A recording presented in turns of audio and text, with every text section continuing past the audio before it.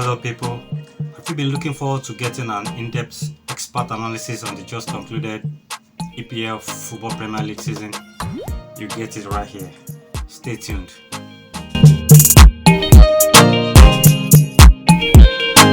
I welcome you all back to this channel, Everyday Documentary. This is a channel where we highlight and celebrate notable everyday achievers in sports, entertainment, arts, history, literature, media, politics, and everything in between. And on this very first episode, we'll be delving into the world of sports. And as you all can see, I'm putting on my jersey. And today we'll be having a roundup of the 2023-2024 English Premier League season. We're going to be discussing all the actions, all the intrigues, and everything that went down during this just concluded football season. Ride with me as we embark on this journey. Yes, to start with, this recently concluded Premier League season was quite a very exciting one, a very unpredictable one. By the way, I'm a Chelsea fan, like everyone has seen already. I'm putting on my blue jersey. Blue is the color. Specifically excited because the previous season, the 2022/23 season, the team performed so woefully. We ended up 10th position, and it was so bad that we had to change coaches from coaches. We had a total of 4 coaches throughout that season, and we ended so poorly. But at the end of this past season, we ended 6th, above Man United and Newcastle, that at the point were so ahead of Chelsea. But this season, Chelsea finished way better, and it's actually a progress. It's a kind of progress that team has recorded this year. So we'll move on from there. So let's go to talking about the team that emerged as the winners of the Premier League season, which is Manchester City. Manchester City has been dominating in England for a while now, and it's becoming very annoying because they've won it now 4 times in a row. 4 times in a row. 4. 1, 2, 3, 4. It has never happened before in the history of the Premier League. It has never happened before. People have won it 3 times before. Man City themselves won it previously 3 times in a row. Manchester United had won it 3 times in a row. But no single team had ever won it 4 times. But they did it this season. It's crazy how they are going about this league. Before now, we've been labeling other leagues like the French League, the French Ligue 1, the German Bundesliga to be likened to Farmers League, because we always knew the teams that would win in each of these 2 leagues. Bayern Munich will always win in Germany, while Paris Saint-Germain, PSG, we're always sure of winning the Ligue 1 in France. So they've always been labeled to be Farmers Leagues. But now, Man City are about making the EPLs that we have been following for many years now to be the most exciting, the most unpredictable league where things happen. That's saying that football is like cookies. You never know where it crumbles. It is actually EPL that talks about. We never know who's going to win in this season, who takes over next season. The most interesting thing about the EPL is any team from below the table can come and flog somebody that is topping the table, and then you'll be like, wow, how did that happen? Yes, that happens at the EPL. But this season, a lot of such upsets happened, and the shocking results came up. Or we had thought that, okay, Man City will just be given a run for their money, which actually still happened. By the end of it, they still won it. Arsenal football team gave them a run for their money. As far as I'm concerned, they might not have won the Premier League, they might not have won any major trophy this season, but that's actually my team of this season, and then they've done very well. Because when we look back at where they were 4 or 5 seasons ago, they really struggled, and as soon as Arteta took over the affairs of that team, they began to experience obvious improvements. And then last 2 seasons ago was this same Arsenal team that drag this EPL title with Man City, but eventually, with the experience that Man City and Guardiola, the manager of this team, has had over the years, they were able to just shift Arsenal aside and then went ahead with the trophy. The same thing happened this past season. Arsenal dragged with them. At a point, it was looking like a 3-horse race. Man City, Arsenal, and Liverpool, but later, I think Liverpool lost him and then they just couldn't cope with the pace anymore, and then it was left with only Man City and Arsenal. And eventually, Arsenal, went on topping the league. After the next week, Man City would top the league, and then until Arsenal lost that very memorable match to Aston Villa. Yes, at the Emirates, that was crazy. 2-0 at the Emirates. We all could see that it was at that point that Arsenal lost it, and then they ended up becoming runners-up. But at least they gave it their try, their all, to the point that we all had to wait until the last day of the season before we could decide the winners of the league. So that was it. But at the end of the day, they did well, they performed so well, and when you look at the number of matches that each of these teams won, I mean Man City and Arsenal, I'm trying to reel out their head-to-head and then the statistics that they both had this past season in terms of the number of matches won, draws they had, the losses, the numbers of goals they both scored. You will see that there's just a slight difference. That's to tell you that every goal you scored is very important. Every match you won, every draw, even the matches that you couldn't win, if you're able to get a draw, it goes a long way. So you see that it's just a difference of 2 points that Manchester City used in just dusting off Arsenal, and then they won the trophy at the end of the day. And at the end of the season, Man City won a total of 28 matches, while Arsenal also won a total of 28 matches. Man City lost 3 matches, while Arsenal lost 5 matches. Man City drew 7 matches, and Arsenal drew 5 matches. Man City had a total of 96 goals scored, while Arsenal had a total of 91 goals scored. Man City had a total of 34 goals scored against, that is the number of goals scored against the team, while Arsenal had a total of 29 goals scored against. The goal difference for Manchester City was 62, and the goal difference for Arsenal football team was also 62. You can see they also still dragged the number of goals difference that they both had last season. They won the same number of matches and had the same goal difference. At the end of the day, Man City pipped Arsenal to the title because the record that Man City had was 91 points, while Arsenal managed to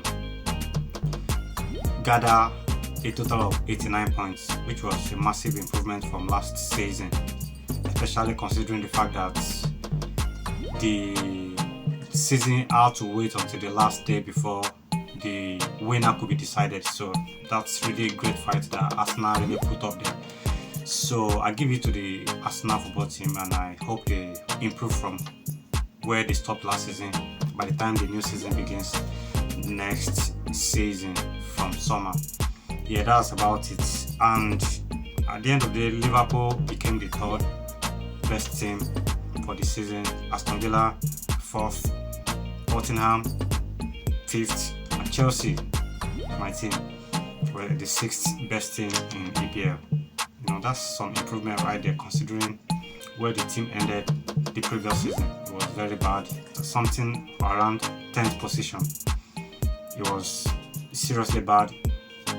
The coach that started the season, Thomas Tuchel, was sacked. Graham Potter was brought in.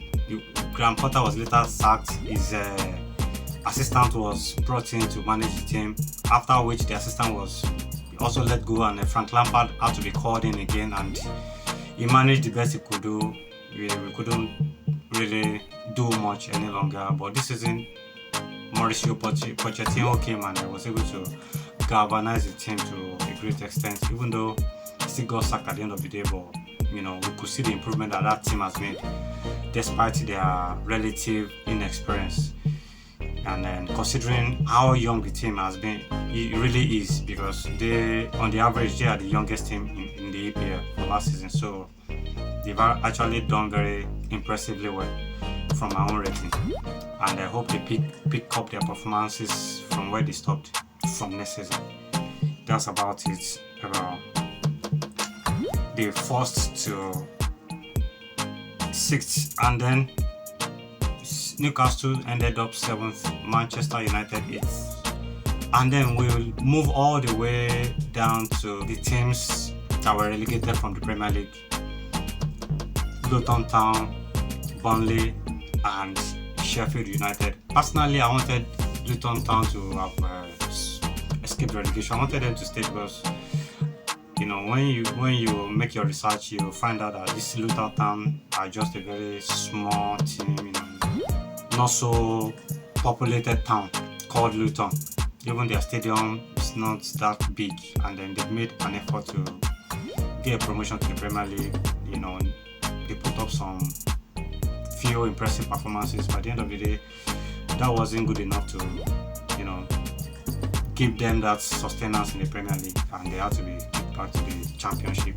I wish them all the best. Hopefully they come back next season.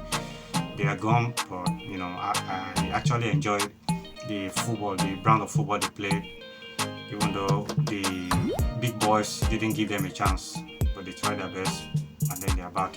Yeah, that's about the teams in the relegation, and 3 teams have been promoted to the Premier League for next season: Leicester City, Ipswich Town, and Southampton. And for the player of the year for the Premier League season 2023-2024, it was Phil Foden that won that. He put up quite a stellar performance in the course of the season.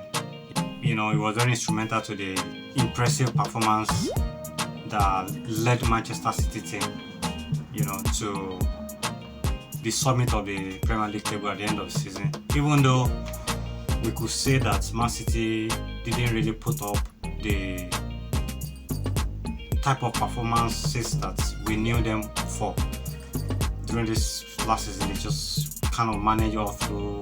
Sometimes they drew some matches that we never expected. They lost matches we never expected them to lose.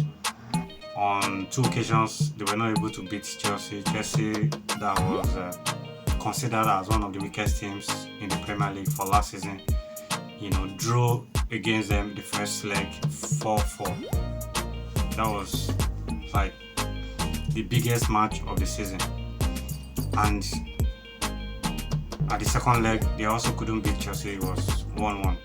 So you ordinarily expect a star-studded Manchester City team to have just wiped away Chelsea, but that didn't happen. That is to tell you how much they struggled at different parts of the season, at different points in the season, and they were still able to look back at the past and then consider the things they've done, how they've dominated. That is why it's surely said that experience cannot be bought. It's something you gain over time. They've done it, they've been there and done that, and then they look back at some time in the season, even though they struggle, and I'm sure they must have told themselves, or the manager must have told them, hey guys, you guys are the best team in this league. You've done it 3 times back to back, you can do it again. Just put up your performances, just improve your performances, just pick yourself up and then do it again like you've done it before. And then that was what happened. Arsenal tried to dislodge these guys, but it was never possible. So I give it to Manchester City, and big ups to Phil Foden for emerging as the best player in the season. From there, we'll go to the player who ended up as a Golden Boot winner. this past season, which was Erling Haaland. The top striker of Manchester City. He's been at his best form since he was signed at Manchester City, from Borussia Dortmund 2 seasons ago. He's banged in a lot of goals. The previous season, he scored a total of 36 goals and then won the Golden Boot. This past season also, he scored a total of 27 goals.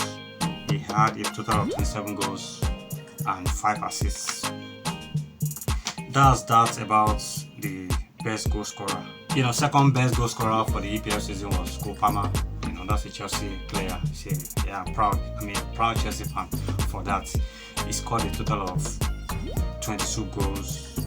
Cole Palmer scored a total of 22 goals and had 11 assists. That's massive for a player who joined Chelsea just that last season. That was his very first season at Chelsea from Manchester City, and then it blew everyone's mind, including myself. I never saw that coming, but then, I consider him to be the signing of the season, not only for Chelsea, but for EPL entirely. That was a massive performance I put up at Chelsea. And the goal of the season was Garnacho's goal. That overhead kick that he had against Everton in November 2023.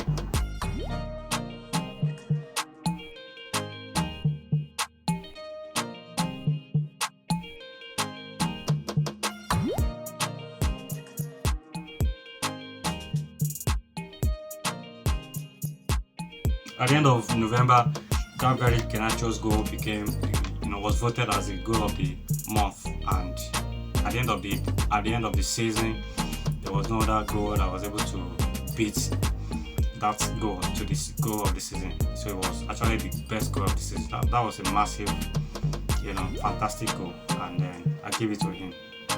The young Argentine who's chosen Cristiano Ronaldo as his idol and his mentor in football.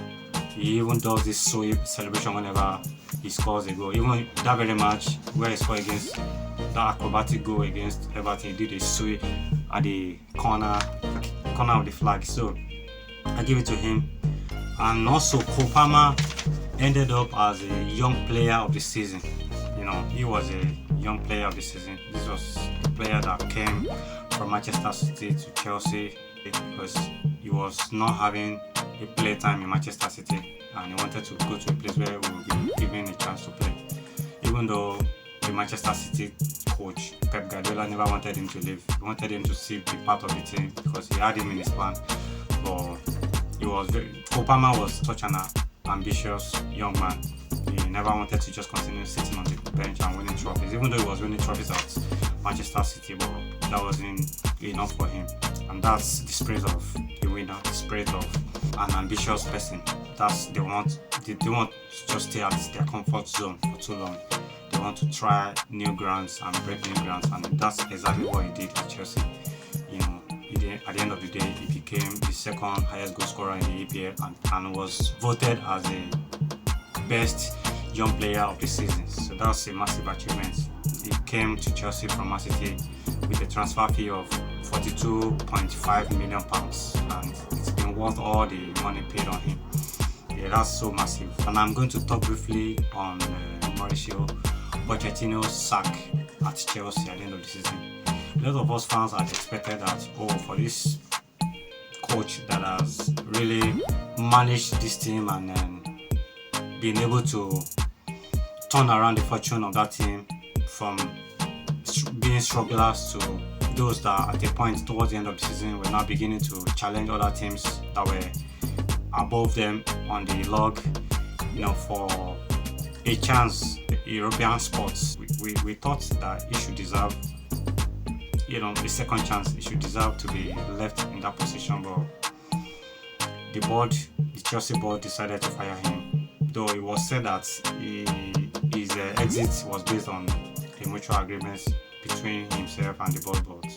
But we all knew that he couldn't have just left, but probably there were certain things that both the board and the Mauricio Pochettino were not able to come to an agreement about, and they just had to part ways, but it's painful.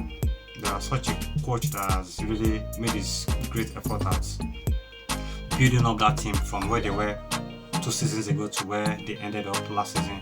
It should have been just left to continue to tinker this team, but we hope this board, Chelsea board, knows better, and then they brought in a new coach in the person of Maresca, the coach that just promoted Leicester City from the Championship back to the Premier League. We wish the team all the very best, and we hope they continue to improve as time goes on. And now to the other teams that won something notable in England during past season, I've got to give it to Manchester United's coach in the person of Erik ten Hag. Even though Man U fumbled and disappointed throughout the season, losing to teams, in a very funny manner, drawing matches, giving bonus 3 points to teams that you never expect that Man U was gonna lose to. It was very disappointing and heartbreaking for Manchester United fans, but at the end of the day, was able to win a trophy. Even Arsenal, with all their great performances, were not able to win any trophy. Chelsea were not able to win any trophy. Tottenham and Aston Villa, that both ended up above Manchester United on the log, were not able to win anything. But Manchester United won FA Cup, which is, for me, a great feat. A lot of persons will say, his performances, the performances of the team throughout the season was nothing to write home about. So, that was really nothing. But for me, it's really something to celebrate for Manchester United and their fans.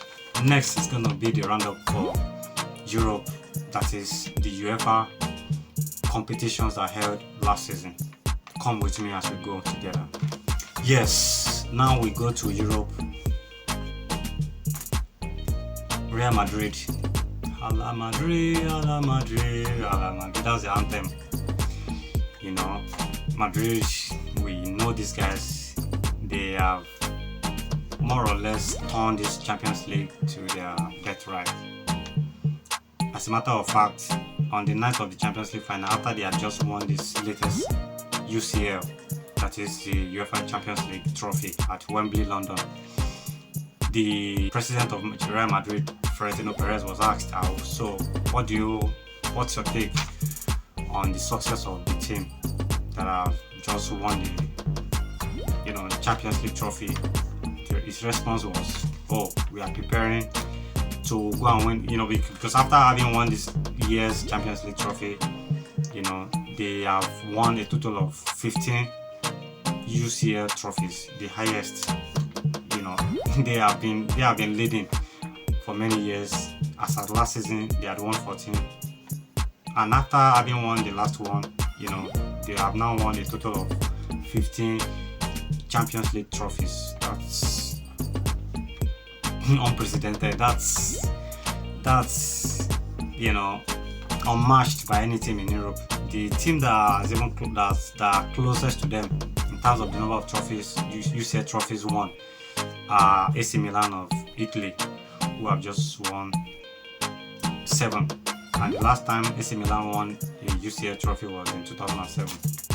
And then the response that Florentino Perez gave to the interviewer was, we are already preparing for the 16th edition. For the 16th UCL trophy next season. Isn't that audacious? That's Real Madrid for you. They won it against Borussia Dortmund. Even though going into that match, we all could see that on paper that Real Madrid stood the better chance of winning that trophy. But you never can predict what's gonna come up in every football match. To an extent, we all gave Dortmund a chance to give it a fight, which they did during first half. But by second half, Real Madrid proved to Dortmund and to every one of us why they are called Real Madrid. Scored quick 2 goals and then won the trophy. That's great for Real Madrid. And then for UEFA Europa League, Atalanta won this trophy against all expectations for the first time in their history, in the history of the club. Big ups to our boy Ademola Lookman, who scored the 3 goals, that ensured that Atalanta won that trophy on the night. He scored an hat-trick, setting a record of the first player to have scored an hat-trick on a UEFA Europa final match. It has never happened before, so we say Ademola Lookman, big ups to you.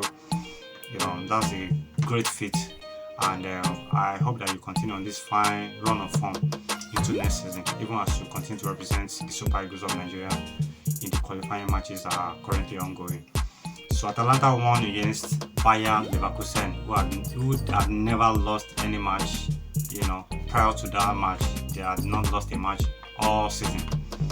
And then that match against Atalanta, which they lost 3 goals to 0, was the first match and the only match that they lost all season. So Bayer Leverkusen, they were another very formidable team last season that Europe and the entire world will never forget what they did. And big ups to Xabi Alonso, for that wonderful feat. He dislodged Bayern Munich, that have always won the Bundesliga. They are more or less turned into their birthright. The same thing Manchester City are trying to do now in England, which I don't think is likely going to happen, because all other teams are going to come for them next season, I believe so, and Chelsea is one of them. So big ups to Atalanta for being able to win the almighty Bayern Leverkusen on that final night, and then they lifted the trophy. Yes, so congratulations to Atalanta for that notable feat. And then moving on to UEFA Conference League, which was won by Olympiacos. They won the match against Fiorentina, 1-0 against Fiorentina, and they were able to lift the trophy, and then that's really a good one for Fiorentina, and we are saying congratulations to Fiorentina for that. And the player who won the award for the Golden Boot, European Golden Boot for last season, was Harry Kane. Harry Kane, by the way, moved to Bayern Munich. He crossed from the EPL to the Bundesliga with the hope of winning the trophy, because Bayern Munich had been known to be the team that always won the trophy, at least a trophy or 2 every season. But coincidentally, it was that same season that Harry Kane moved to Bayern Munich with the hope of winning a trophy, for the first time in his career. It was that same season that Bayern Munich failed to lift a trophy. But not so bad for him. He was able to win the European Golden Boot. He scored a total of 36 goals in Bundesliga. That's so record-breaking in his very first season. That's a massive achievement for Harry Kane. He's proven to be a trusted goal scorer. He did it in England. When he moved to Germany, a lot of persons were of the opinion that he might not do well because he's just crossing over to a new team. Let's see how it goes. But he was able to prove to us all that, man, I'm really a big striker. I know how to show up when it matters, and then he's proving that. He even ended as a joint top scorer in the UCL, UEFA Champions League, last season. Even though personally I will give it to him to be the highest goal scorer in the Champions League last season, because both himself and Kylian Mbappe ended up with a total of 8 goals in the UCL. But why I'm giving it to Harry Kane to be the top scorer of UCL is the fact that he scored 8 goals and had 4 assists. 8 goals and 4 assists. That means he had a total of 12 goals contributions last season.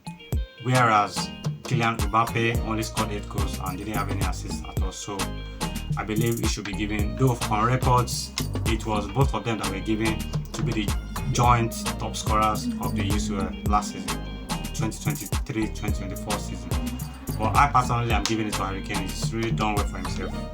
That's really a massive attainment for him. I hope he's able to win at least 1 or 2 trophies with Bayern Munich next season.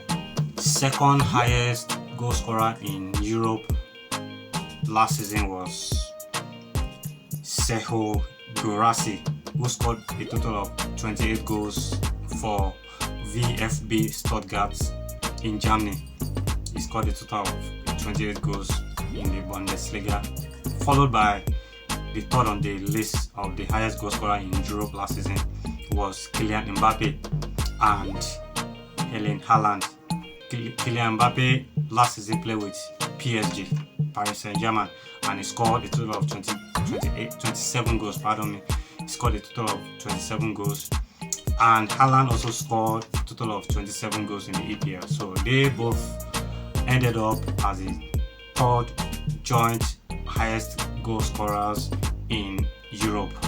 So those are, those who have banged in a lot of goals across Europe.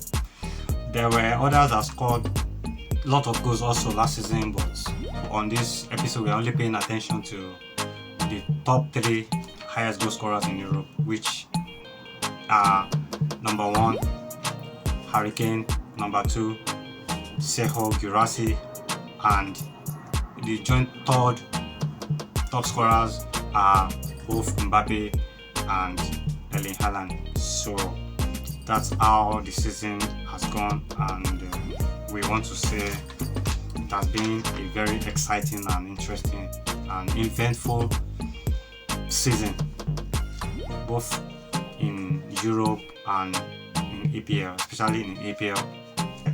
I must confess that the EPL season really ended up, as expected.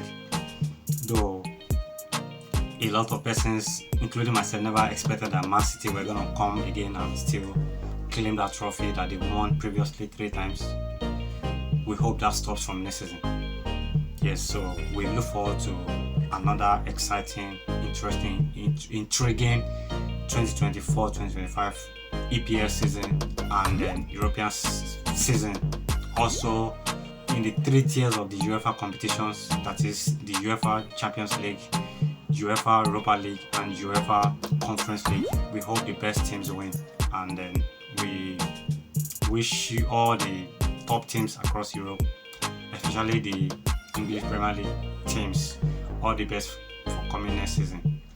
And if you are a fan of any of the top teams in England or in Europe, I want to wish your team all the best. I want you to continue to support your team. Like myself, I've been supporting this team since 2006. I'm still supporting this team even in our lowest moments. I still supported this team, and I'm still a supporter of this team, a huge fan of Chelsea Football Club, and I urge you to continue to support your team through thick and thin, in highs and in lows, at every time, because that's what makes a good fan. That's what makes a loyal fan. I wish you all the best. I wish you and your team, your various teams, all the best for next season. Keep doing good. Keep loving yourself. Keep loving your neighbor. Keep loving your immediate environment. Keep loving your country. Keep loving the world around you. And guys, please don't forget to support this channel by clicking on the subscription button. Press the notification button so that you'll be notified whenever a new video drops. And feel free to share your comments at the comment section. Share videos from this channel and tell your friends and loved ones about things going on in this place. God bless you and peace.